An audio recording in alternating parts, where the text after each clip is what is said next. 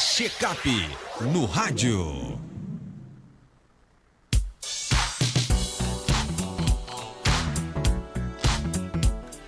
Check-up no rádio, recebendo hoje o médico geriatra Beliso Neto para falar de um tema bem interessante, que é o setembro, que é o mês dedicado à conscientização sobre a doença do Alzheimer, né?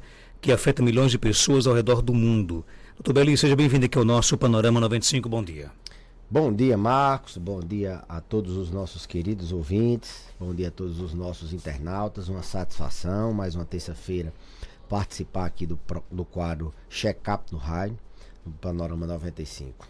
Doutor Beliso, o que é a doença do Alzheimer e como ela se diferencia das outras formas de demência?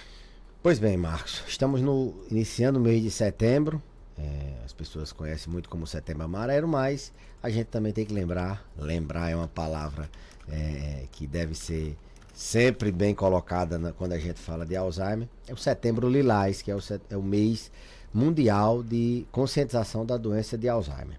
E a doença de Alzheimer, que é um tipo de demência, as pessoas confundem muito o que é demência, o que é Alzheimer. Lembrar que demência é o nome genérico da perda das funções cognitivas com prejuízo nas atividades do dia a dia. E a demência mais comum é a demência de Alzheimer. Então, Alzheimer é um tipo de demência.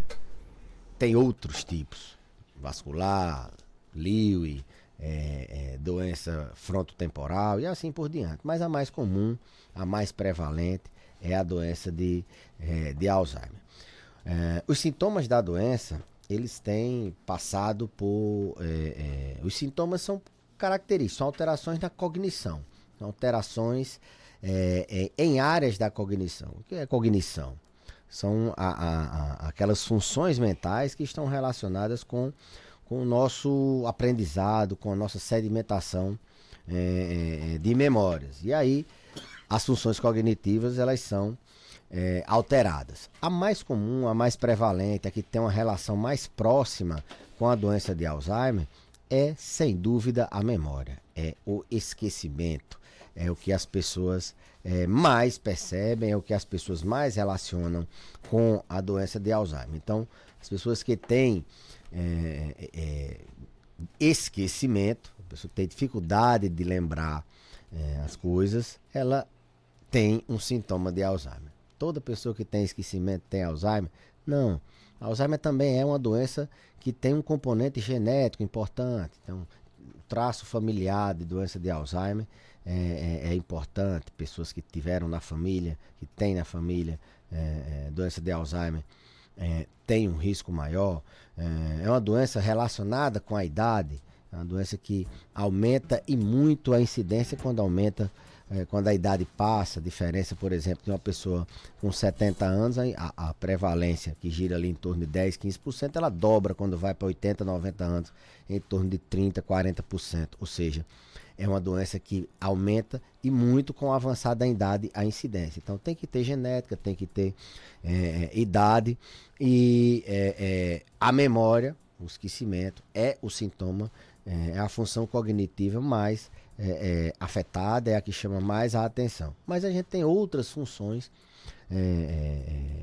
afetadas, como por exemplo a linguagem. As pessoas confundem muito. Para nós profissionais, a gente sabe qual é a diferença, assim, o que é memória e o que é deficiência na linguagem. Uma deficiência, um déficit de linguagem é, por exemplo, você saber o que é o nome daquele objeto, saber que é um copo, mas não lembra que nome é esse. A pessoa vai, assim, o público entende que é um esquecimento, mas a gente sabe que é um déficit na linguagem.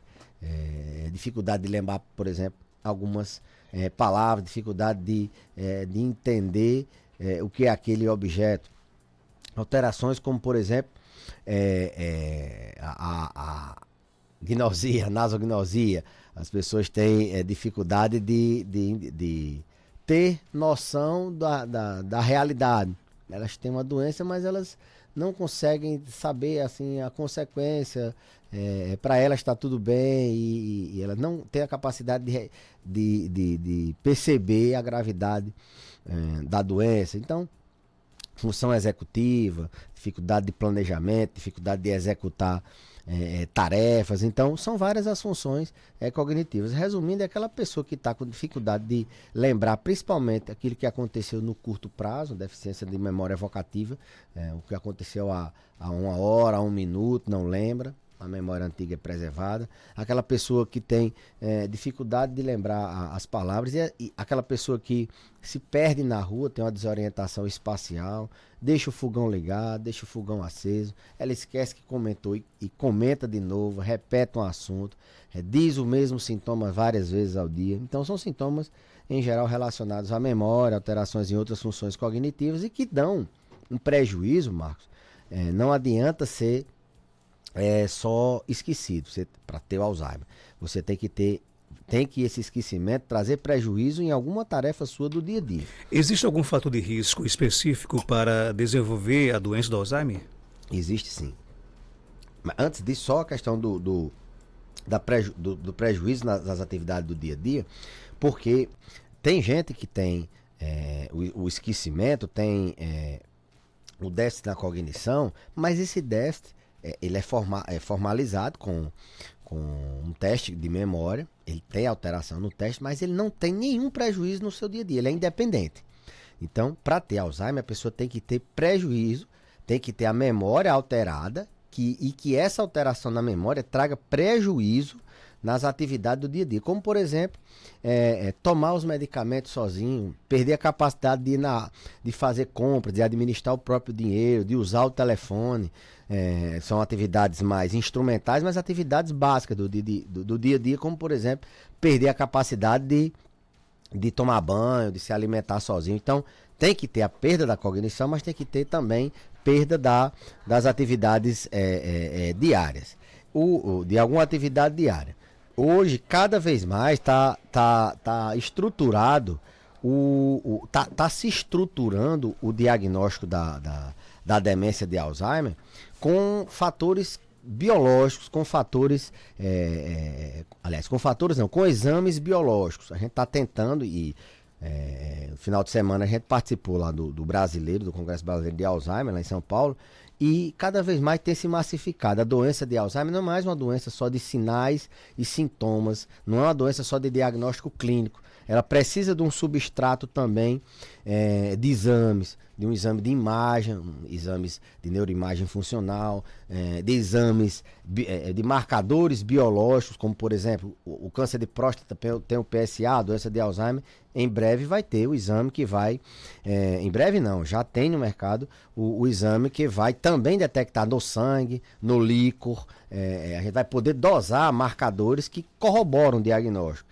Está se tornando ainda de uso na prática esses marcadores, a gente utiliza muito mais para diferenciar qual tipo de demência, ou para pegar esse paciente com comprometimento cognitivo leve, esse paciente que tem o déficit da memória, mas ele ainda é independente, para a gente saber se aquilo é uma doença de Alzheimer numa fase inicial, que ainda não está atrapalhando as atividades do dia a dia, ou se é uma demência já estabelecida com prejuízos do dia a dia. E até para diferenciar de outros tipos de demência, como eu falei, o Alzheimer é só um dos tipos de demência. É a mais comum, é a mais prevalente, mas é só um tipo. Então, hoje o diagnóstico, os sintomas, eles são importantes, sim, você fecha o diagnóstico, mas cada vez mais os consensos internacionais, as diretrizes, os guidelines, eles estão colocando os biomarcadores, os exames de imagem, como a assinatura da doença, o exame que comprova a doença. Então,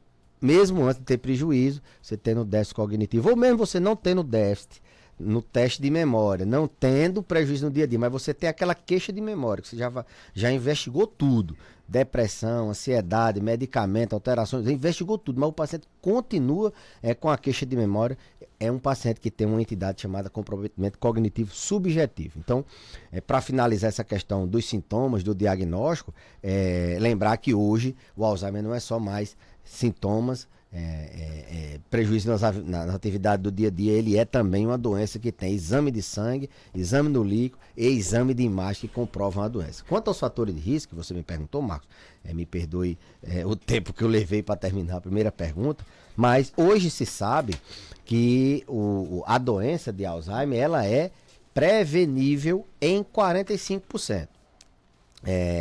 Então a gente tem como modificar, tem como proteger seu cérebro, Marcos, em torno de 45% do risco de ter doença de Alzheimer é evitável. São 14 os fatores de risco que podem levar à doença de Alzheimer. Pode deixar você em risco maior. A gente acreditava, bem pouco tempo atrás, que 90% era genética e idade. A gente não achava que era possível modificar o curso. Então, se você não quer ter Alzheimer, você tem que combater os fatores de risco. A gente tinha 12, né? E na última reunião do Alzheimer Association, agora, acho que foi em Amsterdã, foi na Finlândia, não lembro, mas foi agora no mês de julho para agosto, eles incluíram mais 2, que foi o colesterol, LDL, que antes não era fator de risco. Então, cuidar do colesterol é prevenir Alzheimer, e o déficit visual. Aquelas pessoas que não querem fazer a cirurgia de catarata porque tem medo, ou não vão regularmente ao oftalmologista para corrigir o óculos. O déficit visual é um fator de risco para Alzheimer. Além de déficit auditivo, as pessoas que têm perda auditiva, elas têm um déficit, elas têm um risco maior de ter Alzheimer. As pessoas de baixa escolaridade, elas têm um risco, ou seja, aquelas pessoas que estão em países que não têm um nível de escolaridade alto, ou mesmo uma pessoa que não tem escolaridade formal, mas que ela não tem uma ativação, não tem uma estimulação de aprendizados novos ao longo da vida,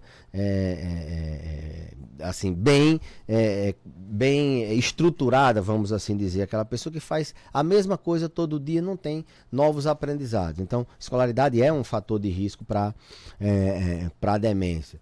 E como eu falei, são 14: depressão, ansiedade, álcool, tabaco, sedentarismo, diabetes, hipertensão, acho que eu já falei, hipertensão, transtornos do sono, são fatores de risco para ansiedade, alimentação. Então a gente tem que ter trauma craniano, aquelas pessoas que treinam atividades de impacto, boxe, muay thai e assim por diante.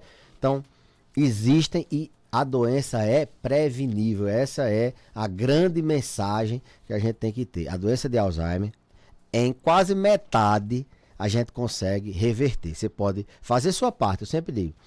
Eu quero saber se eu tenho Alzheimer. Você me disse que tem um exame que pode dizer se eu tenho um risco de Alzheimer. Mas você está fazendo atividade física? Você está dormindo bem? Vamos começar do que é possível, porque se você tiver o exame dizendo que você vai ter Alzheimer no futuro, você só vai ganhar mais um fator de risco, que é estresse. E você vai piorar a sua situação. Então, combater os fatores de risco. Esse Setembro Lilás, que é o mês de conscientização, a gente vai muito. Ano passado, o lema da campanha foi não é tarde, nem é muito cedo para se começar a prevenir ou tratar. Então, combater fatores de risco, esses que eu falei foram os que me vieram à mente, mas são 14 fatores de risco que a gente deve combater. A gente sabe que a medicina está bem avançada, né? E existem pesquisas que a cada que se passa avança mais ainda. Você acha que um dia a gente vai encontrar a cura do Alzheimer? Eu não tenho dúvida. Hoje a gente já avançou bastante.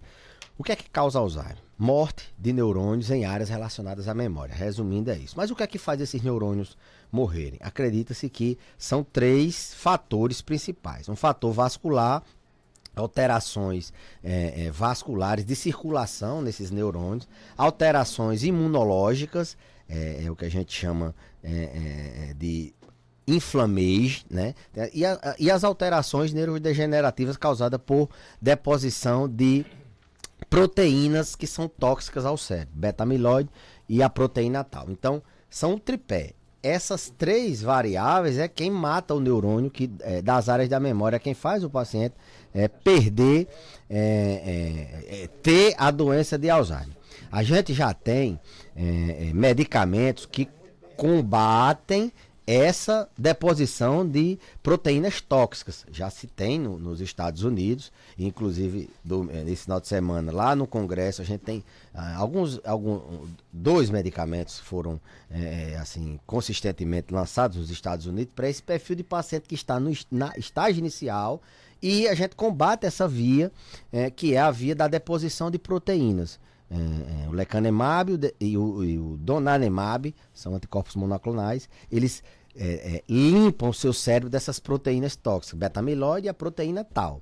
Então a gente já tem 2 medicamentos nessa linha, estão para serem aprovados pela Anvisa. Hoje, se a gente quiser esse medicamento, tem que importar dos Estados Unidos. É uma realidade que vai, e é só o pontapé. Tem muita crítica quando for lançado, porque tem risco de efeito adverso. A gente só combate dos 3 fatores que causam a morte neuronal, da neurodegeneração, que é a via amiloide, né? Não consegue combater o inflamation, não tem um remédio para o vascular, mas é a via mais importante, mais irreversível, porque o fator vascular a gente combate com medidas de prevenção de eventos cardiovasculares, de prevenção para o coração, por exemplo, atividade física, evitar tabaco, e o inflamation a gente combate evitando que o organismo fique inflamado, diminuindo a inflamação no corpo e, consequentemente, no cérebro. Então, sim, estamos no início de uma revolução, eu diria isso, de uma revolução na doença de Alzheimer. Revolução no diagnóstico, né, que a gente tem agora exames que comprovam a doença. Revolução na prevenção, a gente sabe que é modificável metade do risco de você ter Alzheimer, é modificável. E estamos numa revolução de tratamento. A gente hoje consegue reverter a doença.